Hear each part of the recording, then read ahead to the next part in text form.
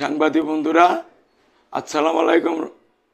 এই আমরা এই যে বিষয় দুর্নীতির বিরুদ্ধে কথা বলতে চাচ্ছি, এই যে জায়গা বসছি যে বিল্ডিংয়ে, এই বিল্ডিংটা হলো এই মুক্তিযোদ্ধা কল্যাণ ট্রাস্টের মাটির মালিক। এই বিল্ডিংটা 2001 সালে একটা কোম্পানি, অনস্টিন লিমিটেড কোম্পানির চেয়ারম্যান আলাউদ্দিন ওই একটা টেন্ডার নিয়ে 20 তলা বিল্ডিং ভবন করব, 20 তলা বানাইব, কন্ট্রাক্ট থাকে। এই 20 তলার মধ্যে তখনই দুর্নীতি, তারা ওই সময় থেকেই মনে করেন একটা বড় একটা দুর্নীতি শুরু হয়েছে। ঘটনা হয়েছে কি, তারা এই করলো, ওই বাংলাদেশের যে কোনো প্রান্তেই যে মনে করেন একটা অ্যাপার্টমেন্ট তৈরি করলে ডেভেলপার কোম্পানিরা যাদের লগে একটা এগ্রিমেন্ট হয়, যে কোনোভাবে 60-40 এরকম একটা হয়, সাইনিং ম্যানিং দেয়। কিন্তু এই বিল্ডিংয়ের ক্ষেত্রে গিয়া 100টা টাকাও কোনো সাইনিং ম্যানিং পানায়, 1 স্কোয়ার ফিটও মুক্তিযোদ্ধারা পানে ক্যাম্প। এই যে যারা মুক্তিযোদ্ধা অরিজিনাল, তারা বঞ্চিত করছে শুরুর থেকে। বঞ্চিত হলো এই মার্কেটটা, এই মার্কেটটা এই তখন এই শুরু থেকে এই কাম করার পরে বিল্ডিংটা এই 2000 যখন তত্ত্বাবধান সরকার আসে, তখন এই তুরিতে 11 তলা বিল্ডিংটা ছিল। 11 তলা বিল্ডিংটা বানাইছে। তখন এই দেশে যে তত্ত্বাবধান সরকারের সময় এই যে দেশে একটা গন্ডগোল সৃষ্টি হইল, তখন কি করলো তারা, এই বিল্ডিংটা মনে তারা বাইকে গেল গা, দেশ সাইডে গেল গা। দেশ সাইডে যাওয়ার পরে কি করলো, এখন তারা এই দেড় সাইডে যাওয়ার পরে একটা বিল্ডিংটা যে মেয়াদে দিচ্ছে, তো যতদিনই কন্ট্রাক্ট এতদিন তুমি এততলা বিল্ডিং মানে তোমরা বেঁচে দেও। মুক্তিযোদ্ধা কল্যাণ ট্রাস্টের বেনিফিট কি, হুদা জমিদারি একটা খাজনা পাবে। এই চুক্তি তো এইরকম দুর্নীতি হইতে পারে না, এই জনগণের সাথে প্রতারণা।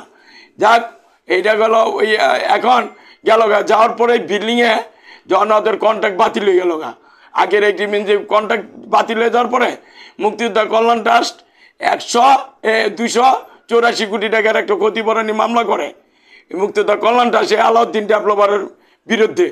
তখন ওই মামলা একসময় করতে করতে এই মামলা 284 কোটি টাকা কোর্ট রায় দেয় এই ট্রাস্টারে দিবে, এই ডেভেলপারে রায় দেয়। এই রায় থাকা অবস্থা এইভাবে রইল। আর কিন্তু কন্ট্রাক্ট বাতিল হয়ে গেল গা। এর মধ্যে 2022 সাল আইসা নতুন করে কয়েক আমাকে প্রধানমন্ত্রী আমাকে দিয়ে দিছে। কেমনে দিল এটা আমরা জানি না, আজ পর্যন্ত আমরা জানি না। আয়া বিল্ডিং বানানো তারাই করলো। আয়াই কি করলো, বিল্ডিংয়ের আয়া পুরা মার্কেটের গেরাও দিয়ে দিল। এই রাষ্ট্রপতির নাতি আব্দুল হামিদের নাতি অপু, আর ওই যে ডিপির হারুন, সাদান খান, এই ডেভেলপার এই যে আলাউদ্দিন, এই মিল্লা, এরা ওই যে কিছু অসাধু কিছু কর্মকর্তা, মুক্তিযোদ্ধা কল্যাণ ট্রাস্ট এমডি তারা আছে, মুক্তিযোদ্ধা কল্যাণ ট্রাস্টে কিছু অসাধু কিছু কর্মকর্তা আছে, মিল্লা এই বিল্ডিংটারে আয়া কি করলো, আমরা হাজার হাজার লোকে যে বিল্ডিংটা মার্কেটটা কিনে নিয়ে জায়গা প্রতিষ্ঠান কিনে নিলাম। আমাদের 2008 সালে আমি জায়গা কিনি, টোটাল আমার 8,365 স্কোয়ার ফিট জায়গা।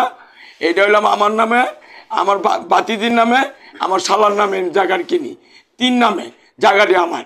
মূলত 8,365 স্কোয়ার ফিট। আমি কিছু জায়গা বুঝা পাইছি, আর কিছু জায়গা বুঝা পাই নাই।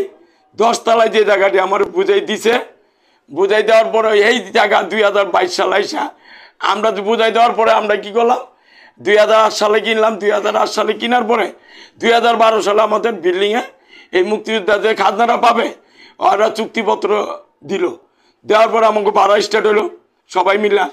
যেই নিয়মে আমরা 1070টা দোকান আছে মার্কেটে, আর হলো অফিস আছে 200-300, যাই থাকার পরে আয়া কি করলো, কোনো কথা নাই বার্তা নাই। আয়া মার্কেটের মধ্যে আয়াই প্রথম আয়া মনে করেন পুরা মার্কেট ঘেরাও করে দিয়ে দিল। দিয়ে মার্কেট আবার ফিরে বিক্রি করবো। আমরা যে বিল্ডিংয়ে আমরা যে টাকা কিনলাম, প্রতিষ্ঠান দিল, আমরা কোনো ডিট দিল, আমরা কিন্তু ডিট অমান্য করি নাই। এই আমরা ব্যাংকের মাধ্যমে আমরা ভাড়া দিয়ে যাচ্ছি, খাজনা দিয়ে যাচ্ছি। সার্ভিস চার্জ দিতেছি, সিটি কর্পোরেশন হোল্ডিং ট্যাক্স ইত্যাদি ইত্যাদি। আমাদের এই যে আমাগো টাকা বিল্ডিং হইলো, এই বিল্ডিংটা আমরা টাকা না দিলে এই বিল্ডিংটা তৈরি না, আমাদের টাকা নেওয়া এই বিল্ডিংটা হইলো। বিল্ডিংটা হওয়ার পরে এই মনে করেন মুক্তিযোদ্ধা কল্যাণ ট্রাস্ট হলো 20 থেকে 25 লাখ টাকা মাসে তারা ভাড়া পায় আমাদের টাকা। এই এনেতে টাকা গুলিস্তান, বাংলাদেশের রাজধানী ঢাকা, ঢাকার রাজধানী এই গুলিস্তান, এই জায়গার মধ্যে 1 লাখ টাকা করে পার স্কয়ার ফিট একটা দোকান বিক্রি হয়, 4 তলা 5 তলা। এই জায়গার মধ্যে তারা 100টা টাকা মুক্তিযোদ্ধারা পানায়, এই হাজার হাজার কোটি টাকা দুর্নীতি করে এই যে মনে করেন শাহজাহান খান, সাবেক রাষ্ট্রপতি নাতি অপু, ডেভেলপার মিল্লা, এই ডিপির হারুন জন করে, এরা মিলেই করছে। ডিপির হারুন মানে ওই যে ইয়ারা যে রাষ্ট্রপতির নাতি, ওই হিসাবে যখন আমাদের 10 তলা যেটি ডিলটা আমার এইটা আমরা কোনো চুক্তিপত্র দেয়, চুক্তিপত্র কিন্তু আমরা ভঙ্গ করি নাই।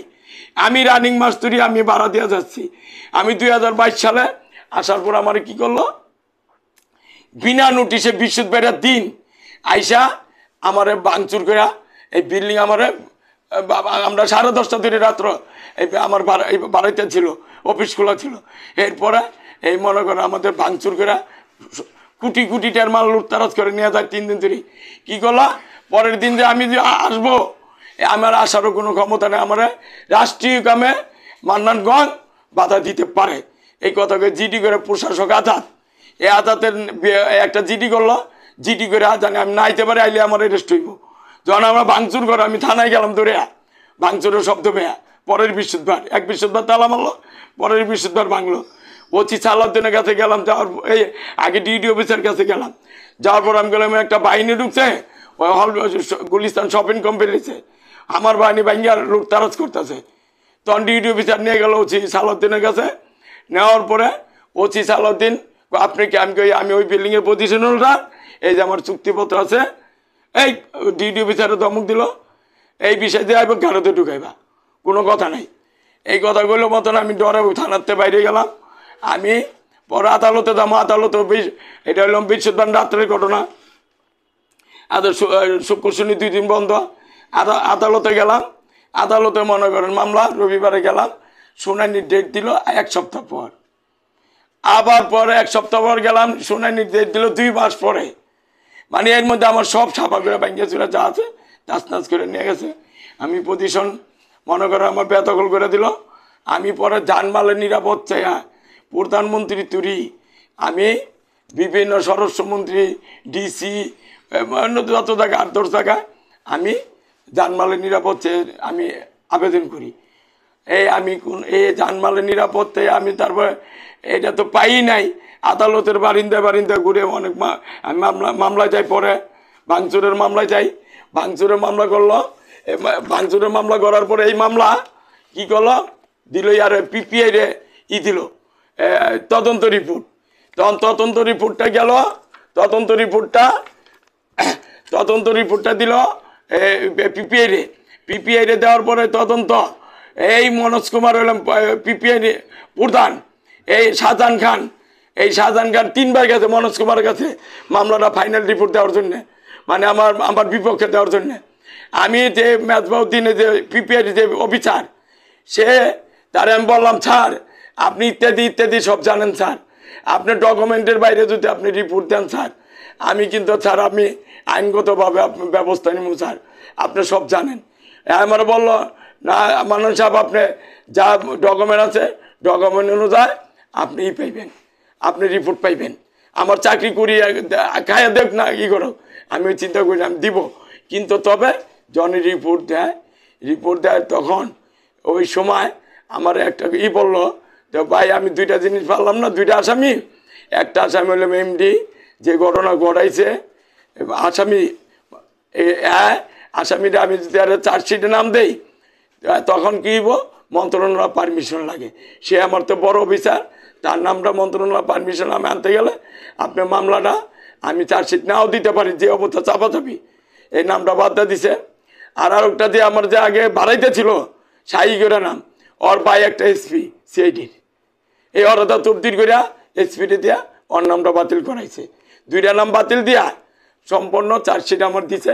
এই যে ভাঙচুর করছে 2022 সালে কোটি কোটি টাকা মাল লুটতারাজ করে নিয়ে গেছে। এই যে প্রতিবেদন কোর্টে দাখিল দিছে। এখন আমরা এই জায়গাটা থেকে করলাম।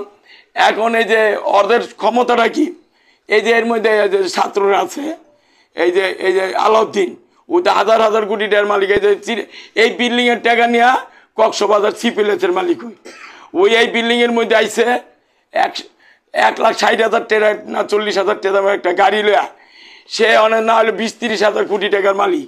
যে কোনো সরকার আসলে এই সরকারের লোকে সে কিনা ভালো টাকা দিয়ে কিনে আকাম কুকাম কোনো দুর্নীতিগুলি সে করে, তার হলাম কামিডি। এখন এই যে রাষ্ট্রপতির সুদ্ধা কিনা লাইছে, এই সাধারণ কেন্দ্রে কিনছে।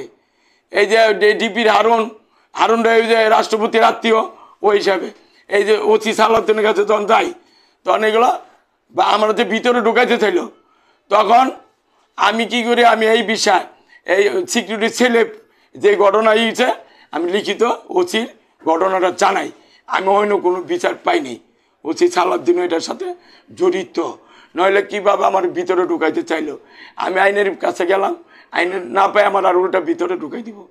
আমি কোর্টের বারিন্দা ঘুরতেছি। আর এর মধ্যে আসা এই যে মনে করেন যে ছাত্রদের এই যে যে ছাত্রলীগের ক্যাডার, রাষ্ট্রপতির নাতি, ওর মাধ্যমে শাহজাহান খানের মাধ্যমে এ আলাউদ্দিন না হলে 20 কোটি টাকা ইনভেস্ট করছে। এই যে শুধু ছাত্রকে সাধারণ জনগণের মারানোর জন্যে, ছাত্রকে মারার জন্যে। কমসে কম জানা মতো আমি ওরা খবর বিভিন্ন মানুষ বলছে ওর কাজই ওই এই সরকার টিকাই রাখলে এই বিল্ডিংয়ের কিছু আংশিক কাজ বাকি আছে, এই যে যা বেছে তাই লাভ। দুনিয়ার টাকা টেরাক বোনা টাকা নিচ্ছে বিল্ডিংয়ের থেকে। যারা সম্পত্তির মালিক হকদারের হক নষ্ট করে দিছে, তাদের কত কত টাকা পয়সা দরকার। মানুষের 1,60,000 টাকা দামে গাড়ি দিয়েছে, অন্য 30,000 কোটি টাকার মালিক এই আলাউদ্দিন এডি করা এরকম করে।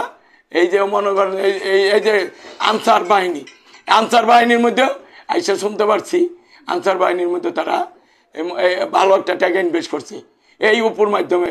এই রাষ্ট্রপতির নাতি অপু, এই যে ওসি ডিপির হারুনের আত্মীয়রা, ওরা একটা সিন্ডিকেট, মাদারীপুরের শাহজাহান খান। ওই আবার শাহজাহান খানের এত প্রভাব এনে খাটাইছে কি বেশি, এই সংসদে এই মুক্তিযোদ্ধা কল্যাণ ট্রাস্টের সংসদীয় চেয়ারম্যান ছিল, তার কাছে মন্ত্রী তার কাছে কিছু ছিল না। মোজাম্মেল হক, আমি মন্ত্রী আমি জানাইতে গেছি বিষয়গুলি আমার ভাঙচুর করছে। এই অপু এমডি আর এই যে শাহজাহান খান আমার মন্ত্রীর সামনে মারতে চাইছে। এইরকম আমি আয় পড়ছি মন্ত্রণালয় থেকে গেল। একদিনকে আমার চিঠির মাধ্যমে আমার ডাকে, যখন ভাঙচুরের পরে আমরা টেলিভিশনে বিভিন্ন নিউজ টিউজ করতেছি, আমার এই ব্যাপারে 39টা পত্রিকা নিউজ আছে, অনুসন্ধান নিউজ হয়েছে, এমনি খবর হয়েছে। একদিনকে আমার চিঠির মাধ্যমে এই স্বাধীনতা ভবন মিটিং ডাকে। ওই মিটিংয়ের মধ্যে সচিব মন্ত্রী এরা মিলে টোটাল 36 জন বড় বড় দামি লোক। তখন আমি বললাম, আমার কথা জানাচ্ছে, আমি বললাম স্যার আমাদের কি অপরাধে জায়গার মালিক মন্ত্রী মহোদয় বলতেছি, মন্ত্রী মহোদয় আমাদের কি অন্যায়, জায়গার মালিক আপনারা মুক্তিযোদ্ধা কল্যাণ ট্রাস্ট, স্যার আপনারা একজনটা পাওয়ার দিচ্ছেন, এই পাওয়ারের আলোকে আমরা সবাই হাজার হাজার লোক কিনছি স্যার। এর আলোকে কেনার পরে আমাদের প্রতিষ্ঠান আপনি দলিল দিচ্ছেন, আমরা চুক্তিপত্র দিচ্ছেন, আমরা চুক্তি ভঙ্গ করি নাই স্যার। হালনাগাদ ভাড়া দিয়ে যাচ্ছি, এই যে সার্ভিস চার্জ, কারেন্ট বিল ইত্যাদি দিয়ে যাচ্ছি বিনা নোটিশে স্যার। আমাদের এই উচ্ছেদ করে দিল স্যার, কোনো কথা নেই। আমার বিরুদ্ধে একটা জিডি করে সরকারি বাধা তুমি এই কথাকে আমি আইলে আমার গ্রেপ্তার করতো। আমি জানতে পারছি, আমি অ্যারেস্ট করে আমার অস্ত্র নেশা দিয়া আমার দিয়া ভিতরে দিত। পরে লাস্টে তো এমন অবস্থা হয়েছে, আমি পেপারে নানান দিকে দৌড়ে দেখি আমার গুম করে ফেলানোর জন্যে আমারে এই অনেক চেষ্টা করছে। আমি ওইভাবে খুব সতর্কভাবে ছিলাম। আমি কবরস্থানে ঘুরছি, মেডিকেল ঘুরছি। একদিনকে আমার 0 পয়েন্টে আমি হুন্ডা চালাইতেছি, আমার 2টা কালা মাইক্রো দিয়া আমার গুম করানোর লেগা সিঙ্গেলে পড়ছিলাম। আমি অন্য দেখি ওই গাড়ি ডালাই খুলে দেখছি এই সাইমন এই আলাউদ্দিনের ইঞ্জিনিয়ার, এই সাইমন করে নাম, ওই খুলছে মধ্যে চিন্না লাইছি। আমি উঠতে হুন্ডাতে নামি আমি পিরামিড মার্কেটে দৌড়ে আমি চলে যাই, নইলে দিনকে আমার ধরতে পারলে সেদিনকে আমার গুম করে ফেলায়। আমি ওই মিটিংয়ের মধ্যে ডাকলো, চিঠির মাধ্যমে আমার কাছে চিঠি আছে, চিঠির মাধ্যমে ডাকছে, ডাকার পরে আমি যখন মন্ত্রী মহোদয়ের এই কথা বললাম, আমাদের কি অবরোধ, মুক্তিযোদ্ধা কল্যাণ ট্রাস্ট আপনাদের সম্পদ, কিনা নিরাপদ থাকতে পারি না, তাহলে আর বাংলাদেশ কই যায় নিরাপদ পাবো? তখন শাহজাহান খান খারাই মিটিংয়ের মধ্যে বললো, এই তোর বাড়ি কেরানগঞ্জ, তুই বিএমপি করস, তুই আমানুল্লাহর আত্মীয়, তোর আমি দেখে লইতেছি। এই টাইমে এমডি, অপু, সাজ্জাদ, সাইমন, এরা মিলে আর 10 জনে 27 জন মিলে, সবার নাম তো জানি না, আমার কয় এক কথাগুলি তোর জিপলাটা কেটালাম। এই কথা মিটিংয়ের মধ্যে, মন্ত্রিসভা মিটিংয়ে আমার এই কথা বলছে। তখনই মন্ত্রী মহোদয় বললো, আরে বাইরে এই আমার সভাপতি মার্কেটের দিল মোহাম্মদ খোকা, এর মাধ্যমে বললো, আরে ভাই, আরে মান্নানটা বাইর করে দেন, আমার বাইর করে দিলাম, আমি পড়লাম। এই 7 দিনের মধ্যে ভবনে মিটিংয়ের মধ্যে আমার জিপলা কাটটা লাগবো। আমার অপরাধ ছিল, আমি কেন বললাম আপনাদের সম্পত্তি কিনছি, আমরা কেনার পরে আপনার চুক্তি দিলেন, চুক্তি ভঙ্গ করলাম না, বিনা নোটিশে আমার যেইটারে ভাঙ্গা ফালানো হলো, কোটি কোটি টাকা মাল উত্তারাজ করে দিল। কিন্তু তবে আমি এই হাতের জ্বালায় 3 বছর ধরে আমি কোনো ব্যবসা বাণিজ্য করতে পারি না। আমি 89 সাল থেকে আমি সুনামে, আমি বাংলাদেশের একজন আমদানিকারক। আমি এমন বছর নাই শত কোটি টাকা আমি রাজস্ব ট্যাক্স না দিই। 89 সাল থেকে আমি ব্যবসা করে আসতেছি। আমার কাছে প্রুফ আছে। আমি যদি তখন আমি এখন এদের কারণে আমার ব্যবসার শত কর্মচারী, শ্রমিক বেকার হয়ে গেছে গা। আমি মনে করি আমার প্রতিষ্ঠান ধ্বংস করে দিছে। আমি ব্যবসা করতে পারি না, বিভিন্ন ব্যাংকেতে লোন লইয়া ব্যবসায়ী লোন করে ব্যবসা করি। আমি তো অনেক ঋণ খেলা পেয়ে গেছি গা।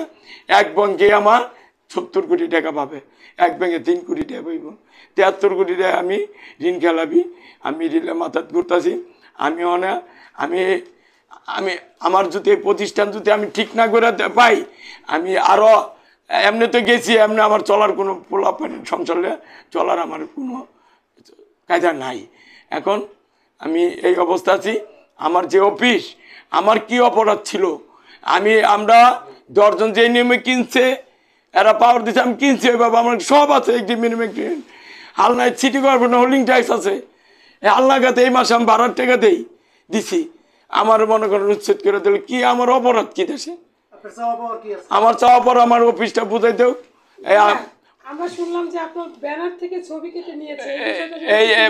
এই যে আমি এই যে দুর্নীতির বিরুদ্ধে আমি বাইরে 2টা বিলবোর্ড দেই, এই বিলবোর্ড দেই, ব্যানার দেই।